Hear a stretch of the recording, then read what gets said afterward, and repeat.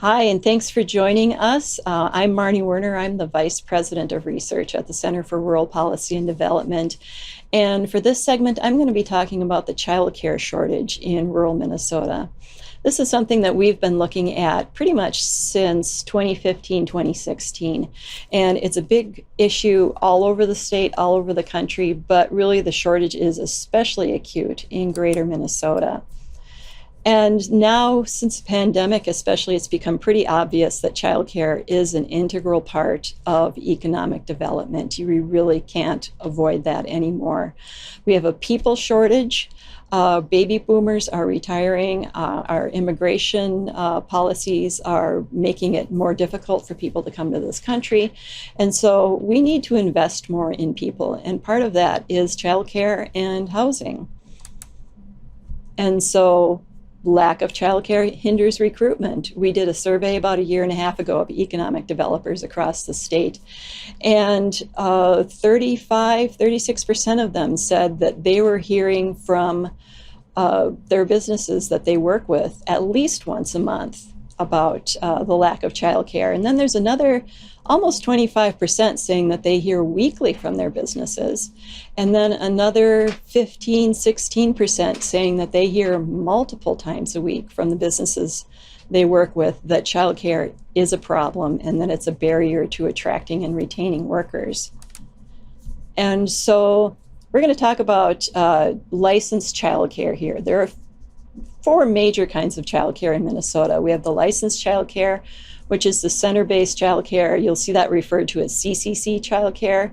And then we have family or in-home based childcare, and that's referred to as FCC. And then we have non-licensed or unlicensed childcare. We have legal non-licensed providers who go through a certain amount of training and approval from the state. They're just not licensed. And then we have what's called the family, friends, and neighbors folks, and it's about the most widespread form of childcare in the country. And that's grandma looking after the kids, or the next door neighbor, or, people helping each other out. But we're mostly going to talk about licensed childcare right now. And so you can see from this chart that clearly since 2000, there's been a big change in capacity in the two different types of licensed childcare. FCC, or family childcare capacity, has been going down steadily from 160,000 spaces all the way down to about 80,000. So we've basically lost half of our family childcare capacity since 2000. That's a very big deal in rural Minnesota because rural Minnesota is very dependent on its FCC childcare. And then center-based, or CCC capacity, that's been going up steadily. It hasn't gained quite enough to make up for that difference in what we've lost with FCC providers. And it's also very uneven. Most of this gain in center capacity has been gained in population centers, in the metro area especially, and then in some of the larger, to a lesser amount, to the larger population centers like Mankato and St. Cloud and Duluth and Rochester. And so here you can see childcare is struggling in rural Minnesota. I broke this out by our familiar RUCA groups here. On the left, we have center childcare capacity for entirely rural, urban, town-rural mix, metro, entirely urban, and then the non-metro, entirely urban counties. And then the same thing for family capacity. You can see how it's really been kind of on a steady downward slide over here. Centers have been okay in the more urban areas, but in the more rural areas, you can see here, especially in our entirely rural area, it's been basically flat for the last 20 years. This is up to 2020.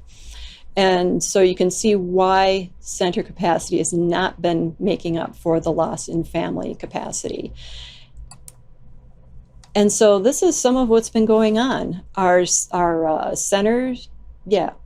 Oh, that's wrong. That should be FCC stressors. This is for family child care providers. The things that have been kind of driving them out is really, it's more like a swarm of personal challenges. since they work out of their home, they're usually the sole employee in there. They're the things that have been causing stresses and barriers for them is different from what's been causing problems for centers. It's more personal. It's that in kind of the intrusion into family life. There's wear and tear on the home and the effect on their home's value from the modifications that need to be made. There's low pay and lack of benefits. They're often dependent on their husband's benefit, and 98% of child care providers are women in Minnesota, and so it's usually they're often dependent on someone else for health insurance, retirement fund, things like that. A lot of difficulty finding subs. That was a big issue that we heard from when we've surveyed providers. The administrative paperwork is a headache.